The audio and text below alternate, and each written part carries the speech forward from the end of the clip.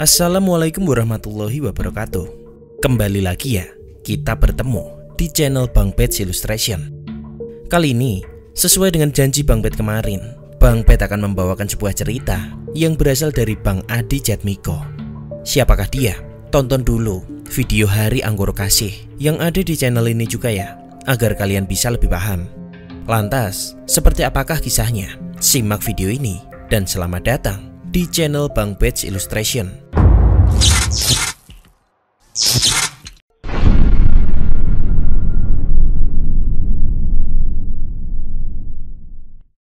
Sebut saja, namaku Adi Jatmiko. Orang biasa yang kebetulan datang ke sebuah tempat yang sedang mengalami masalah besar, berupa bencana kekeringan panjang, gagal panen, penyakit non-medis, dan juga gangguan dari makhluk-makhluk gaib. Kisah ini berawal dari Marno, salah seorang sahabatku di sebuah pesantren yang sudah hampir 1 tahun tidak pulang ke desanya. Sahabatku itu memintaku untuk menemaninya pulang ke desa tempat dia berasal, karena Marno mendapat kabar dari pengurus pesantren bahwa kakeknya sedang sakit dan meminta dia untuk segera pulang ke desa.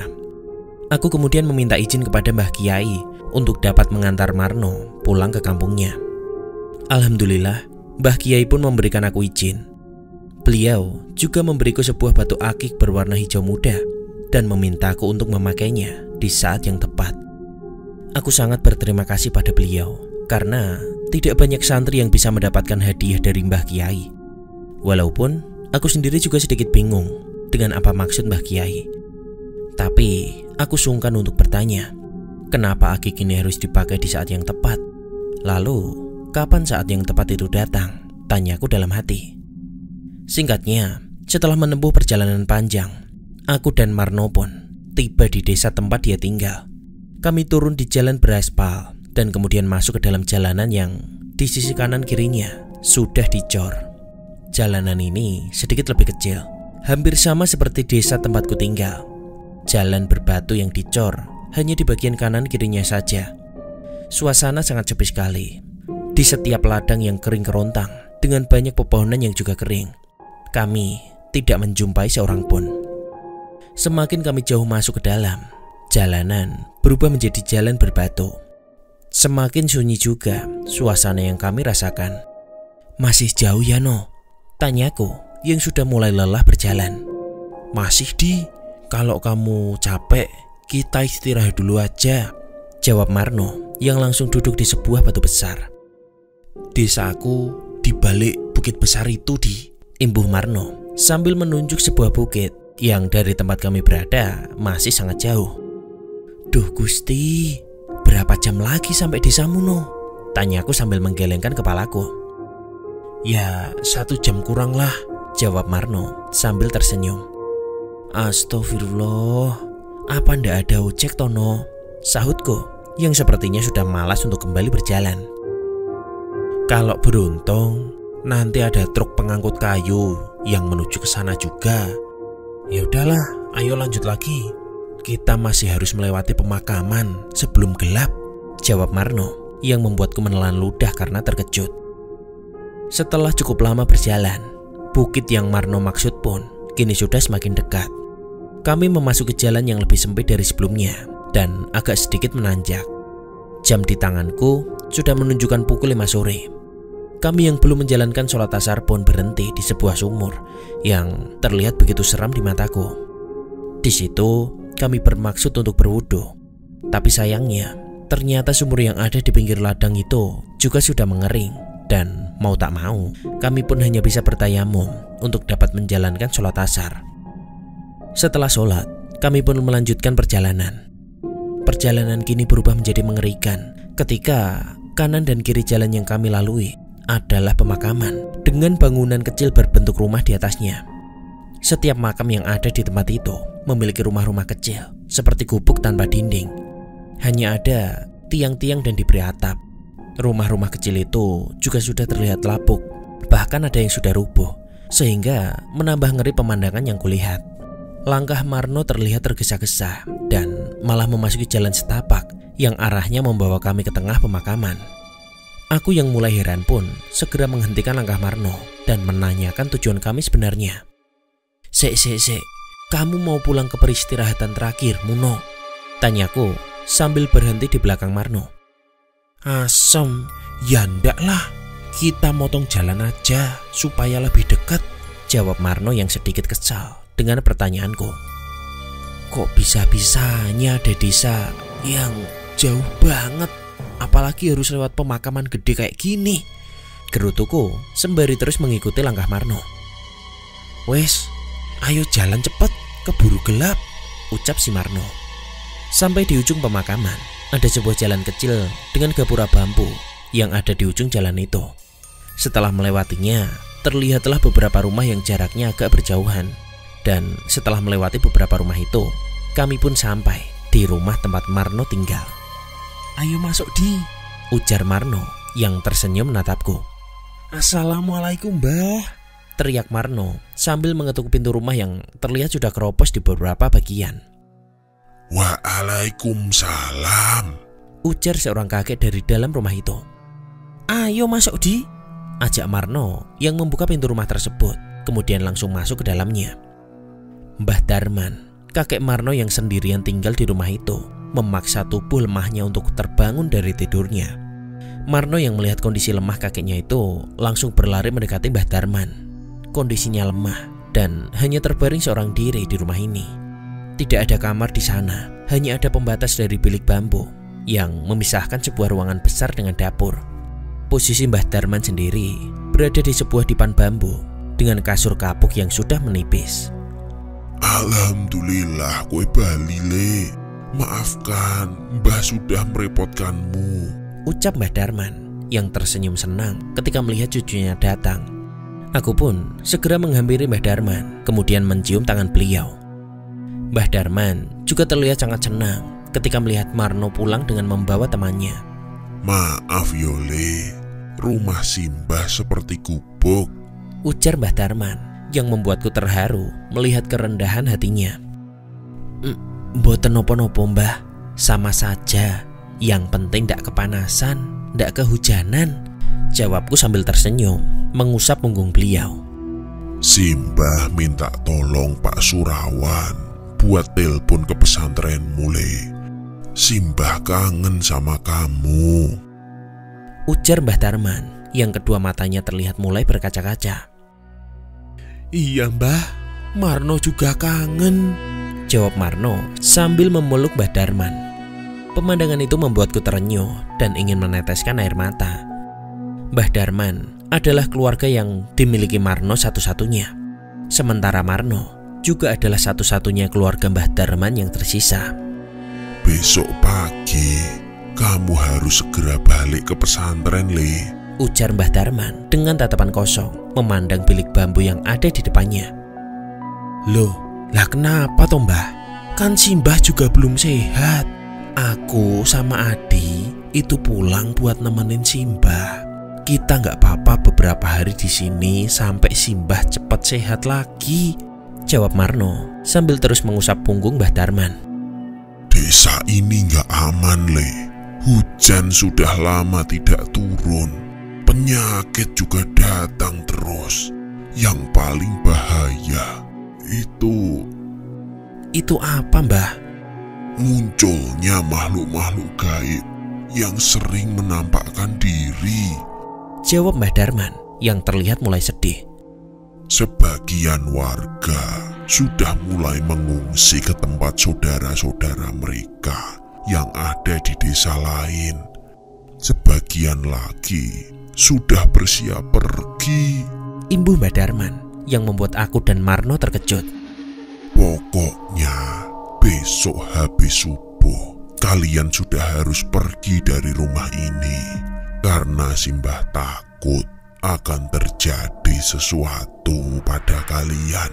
Kalau kalian lama di sini, mungkin di desa ini hanya Simbah, Pak Surawan dan keluarganya, juga Pak Madi, Karyo, Sandi, dan Baskoro lah yang akan bertahan. Ada apa toh Mbah? Kok sepertinya ada sesuatu yang besar di desa ini? Tanya Marno yang terlihat sangat bingung dengan apa yang Mbah Darman ceritakan. Nanti kamu tanya saja ke Pak Surawan. Dia lebih mengerti apa yang sedang terjadi di kampung ini, jawab Mbah Darman yang mulai berdiri dari duduknya. Ayo sholat maghrib dulu. Itu di belakang masih ada persediaan air untuk 1 minggu, ucap Mbah Darman. Singkatnya, setelah selesai menjalankan sholat maghrib berjamaah, aku, Marno, dan juga Mbah Darman berkumpul di depan tungku dengan api yang menyala untuk menghangatkan tubuh kami. Sambil memasak air untuk membuat kopi, kami memilih untuk berada di depan tungku karena udara malam itu memang sangatlah dingin. 1 tahun sudah daerah ini nggak turun hujan. Angin besar yang dingin juga membuat warga desa gampang kena penyakit, gagal panen karena tidak hujan. Terus datangnya hama tikus buat warga untuk hidup di sini semakin sulit. Sebentar lagi Pak Surawan datang, biar dia yang menceritakan apa yang terjadi di sini, ujar Mbah Darman yang terus membolak-balikan kedua tangannya di depan tungku. Setelah kopi tersaji bersama dengan beberapa makanan ringan yang kami bawa, Pak Surawan bersama Pak Suradi datang dengan membawa ketan hangat yang ditaburi kelapa parut. Kami pun lalu berbincang hangat tentang kejadian yang aneh dan terus-menerus menimpa desa ini. Kalau ada 2 atau 3 orang yang bisa membicarakan keanehan di desa ini, maka orang gila itu akan datang mengamuk dan memukuli orang yang sedang bercerita tentang kejadian aneh di desanya, ujar Pak Suradi membuka percakapan kami tentang masalah-masalah yang ada di desa ini. Hah? Orang gila? Tanyaku dan Marno bebarengan.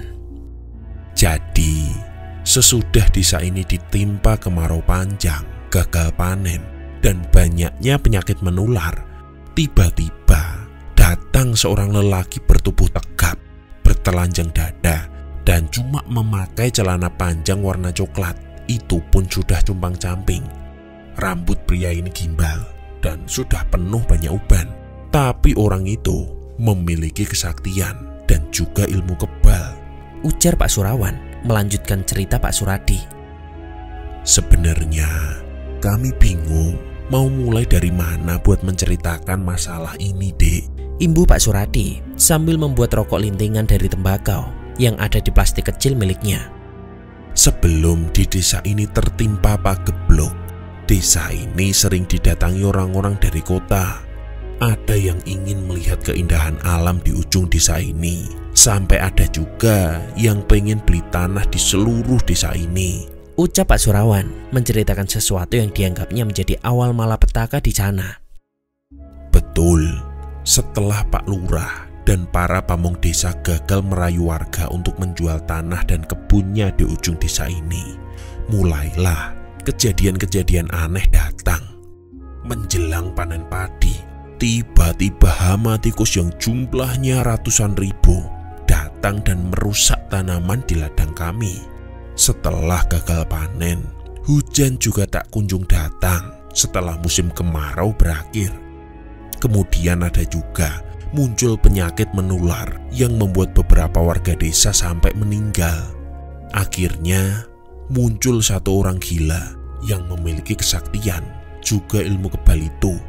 Dan sekarang demit-demit juga mulai menunjukkan keberadaannya, dan itu membuat warga desa ketakutan, imbu Pak Surawan menjelaskan. Memangnya ada apa, Pak, di ujung desa ini? Kok orang-orang kota bersikeras buat beli tanah di desa ini? Tanyaku yang memang belum tahu keadaan desa ini. Loh, apa Marno ndak pernah menceritakan surga yang terlukis di ujung desa ini? Tanya Pak Surawan. Marno nggak pernah cerita apa-apa, Pak, balasku padanya. Desa ini ada di dataran tinggi, dan di ujung desa ini ada hamparan ladang yang sangat luas. Bagian selatannya adalah lautan luas dan juga perbukitan.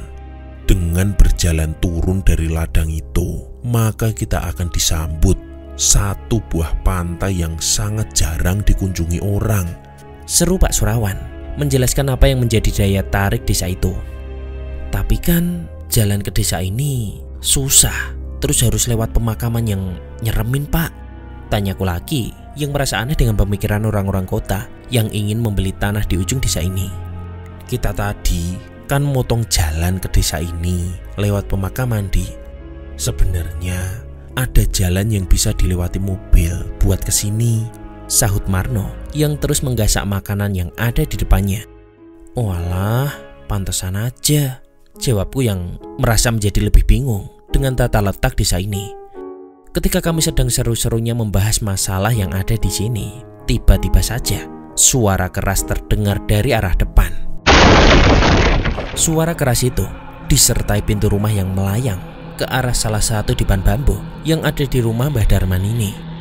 Marno segera berlari ke arah luar untuk melihat apa yang sebenarnya terjadi. Sementara itu, Pak Surawan dan Pak Suradi serta Mbah Darman berdiri berdekatan.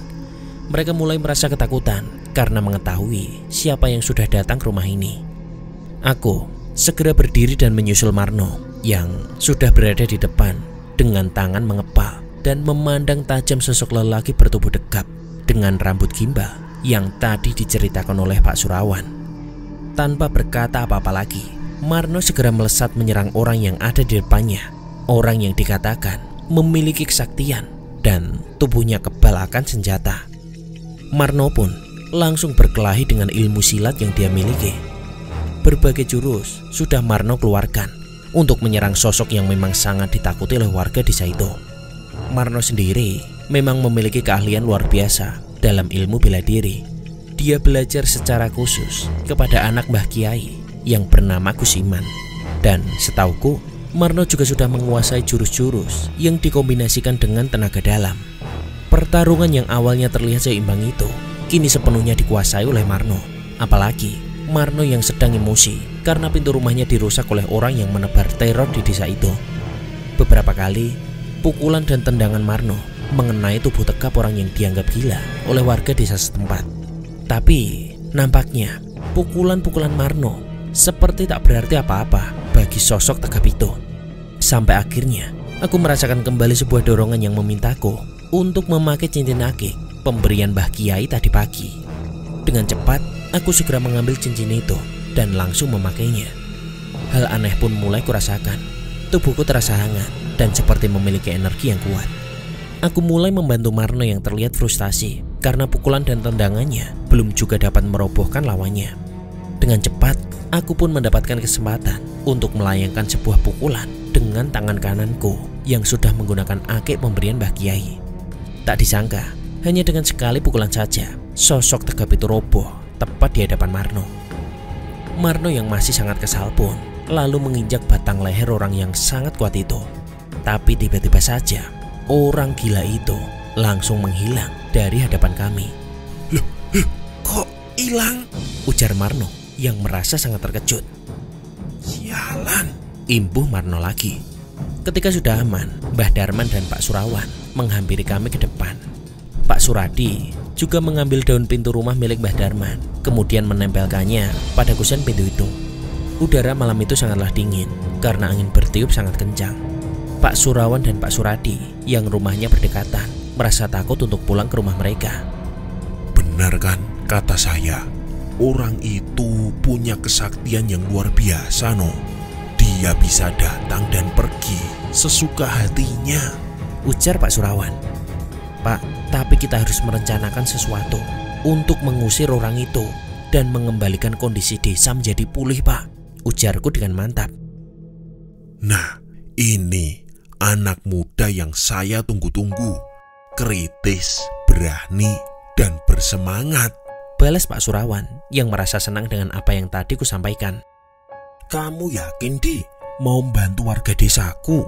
Ucap Marno yang berada di belakang tubuh Mbah Darman sambil terus menggosok perlahan punggung kakeknya itu. Loh, kamu itu gimana Tono? Ya harus yakin. Kalau bukan kalian, siapa lagi yang mau membantu warga desa ini? Sahut Pak Surawan. Insya Allah aku yakin no. Sama-sama kita cari tahu apa penyebab desa ini mengalami masalah yang datang bertubi-tubi seperti ini, jawabku dengan yakin. Lah, terus kamu punya rencana apa Di? Tanya Marno yang sebenarnya juga merasa senang dengan pernyataanku yang ingin membantu warga desa di sini. Kita harus bersatu. Pertama, buat menghindari teror dari orang yang baru saja kita kalahin. Kemudian nangkep dia untuk mengetahui apa yang dia cari dan apa tujuan orang itu sebenarnya. Ujarku menjelaskan apa yang dilakukan saat ini. Benar sekali apa yang Mas Adi sampaikan. Kita memang harus bersatu, seru Pak Surawan menanggapi pemikiranku. Orang gila tadi itu terus meneror warga desa. Ketika warga sedang sendiri atau berdua di rumah mereka, dia tiba-tiba datang dan mengacak-acak isi rumah mereka. Pernah beberapa kali orang itu muncul di dalam kamar dan pemilik rumah berteriak sambil lari menangis. Hampir setiap hari jerit ketakutan itu didengar dari rumah para warga. Dan itu yang buat warga di sini lebih milih pergi dari rumah mereka masing-masing. Kami yang masih bertahan adalah yang punya sedikit keberanian buat ngelawan orang gila sakti tadi.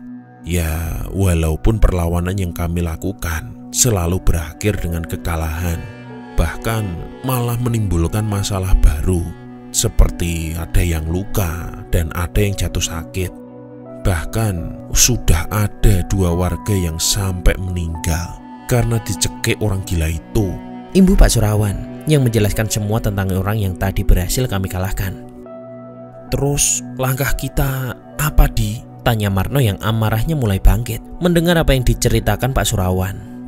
Setelah mendengar pertanyaan Marno, tiba-tiba saja pendengaranku sunyi. Tapi tidak terasa berdengung seperti pertama kali aku mengalami ini. Dan waktu itu adalah ketika aku mendapatkan bisikan untuk mengambil rambut yang ada pada jenazah Nuning tepat setahun lalu. Aku sempat menyampaikan hal itu kepada Mbah Kiai, tapi beliau hanya tersenyum dan mengatakan bahwa pada saatnya nanti aku akan mengetahui dengan sendirinya apa yang ada di dalam diriku. Aku mendengar sebuah bisikan yang memintaku untuk memakmurkan masjid yang ada di desa ini dan menjadikan masjid sebagai tempat awal dari perjuangan kami untuk mengusir makhluk-makhluk yang sudah merenggut ketentraman warga desa yang ada di sini. Kita mulai dari masjid yang ada di desa ini, Pak, ujarku kepada Pak Surawan dan Pak Suradi. Di sini masih ada berapa warga yang tinggal, Pak? Besok sebagian warga akan pulang ke rumah sanak saudaranya yang ada di desa lain. Mungkin yang ada di desa ini tidak akan lebih dari 20 orang saja, Mas, jawab Pak Surawan. Baiklah, malam ini sebaiknya Pak Surawan sama Pak Suradi nginep saja di rumah Mbah Darman, karena saya khawatir sosok orang gila tadi akan menyerang sampean berdua nanti, ujarku meminta pada Pak Surawan dan Pak Suradi. Tapi gimana dengan anak istri kami di rumah, Mas? Apa mereka juga akan aman? Tanya Pak Surawan yang mulai khawatir dengan keluarganya. Setelah memikirkan hal ini dengan matang, akhirnya kami sepakat untuk membawa Mbah Darman ke rumah Pak Surawan, dan keluarga Pak Suradi juga akan tinggal di rumah Pak Surawan untuk sementara waktu. Karena pada dasarnya orang gila itu tidak akan berani muncul di tempat yang terdapat banyak orang. Malam yang sangat sepi dengan disertai hembusan angin kencang berlalu sangat lama. Aku, Marno, dan Mbah Darman yang kini berada di rumah Pak Surawan terbangun di saat waktu subuh tiba. Kami segera membangunkan Pak Surawan dan Pak Suradi serta anak-anak yang tinggal di sana, tentunya untuk menjalankan sholat subuh. Setelah matahari terbit, kami semua mengajak serta warga desa yang ingin bertahan untuk memperbaiki masjid yang sepertinya sudah lama tidak digunakan untuk beribadah itu. Gusti, apa ndak ada lagi yang mengurusi masjid ini, Pak? Ucap Marno yang merasa heran dengan pemandangan masjid yang sungguh mengenaskan itu. Ya, semenjak orang gila itu berkeliaran, ndak ada yang berani ke masjid, no, jawab Pak Suradi.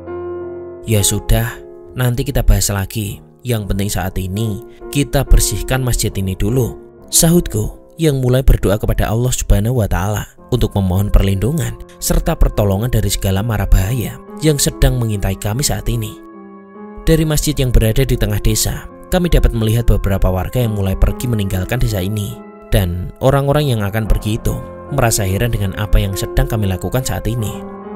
Tapi setelah kami menjelaskan maksud dan tujuan kami, ada beberapa warga yang mengurungkan niatnya untuk pergi dan memilih untuk tetap tinggal berkelompok dengan saudara atau tetangga mereka masing-masing.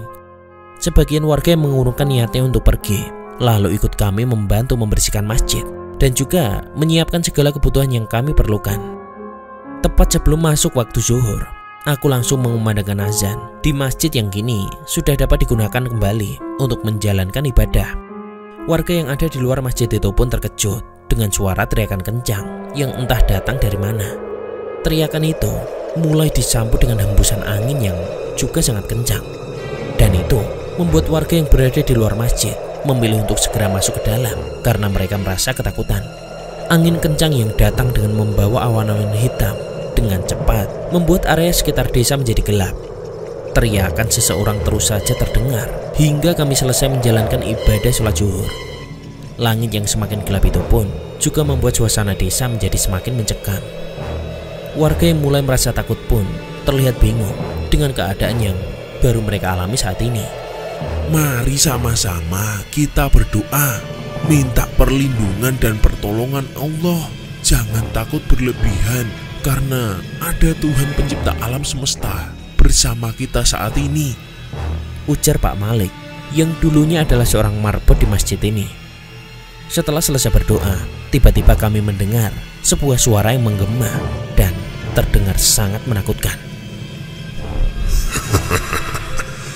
Kalian semua akan segera mati di tempat ini jika kalian tidak pergi dari desa ini, ujar suara tanpa wujud yang menggema dengan hebat, diikuti hembusan angin yang semakin besar.